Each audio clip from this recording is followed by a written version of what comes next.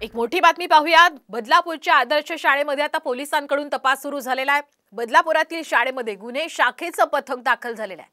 शाळेमध्ये झालेल्या तोडफोडीचा आता पोलिसांकडून तपासही सुरू आहे।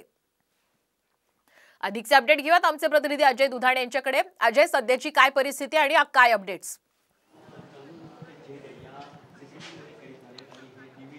बरोबर आहे। आता जी शाळा आहे, ज्या चिमुकलींवरती अत्याचार झाला ज्या शाळेमध्ये, त्या शाळेमध्ये आता आम्ही आहोत आणि या शाळेमध्ये भिवंडी गुन्हे अन्वेषण विभागाचं जे पथक आहे ते पोचलेले आहे। ते इथले CCTV तसेच चेक करतायत आणि काही बंद दरवाजा आड इथे कारवाई केली जाते। म्हणजे पाहिलं तर आपण पाहू शकता हे जे कार्यालय आहे, हे कार्यालय बंद आहे आणि या कार्यालयाच्या आतमध्ये CCTV तसेच काही कागदपत्र इथे चेक केले जातात। आपण पाहू शकता हे जे आपण जे काचेतनं जे दृश्य आपण दाखवतो आहोत, या आतमध्ये जे अधिकारी बसले आहेत ते भिवंडी गुन्हे अन्वेषण विभागाचे जे लोक आहेत, ते या शाळेबद्दल शाळेमध्ये काय होतं काही नव्हतं याबाबतीत तपास करतायत। आणि जे आपण हे आता काचेमध्ये दृश्य पाहतो हे बंद दरवाजा आड हे जे अधिकारी आहेत हे आतमध्ये पाहणी करतायत, CCTV चेक करतायत।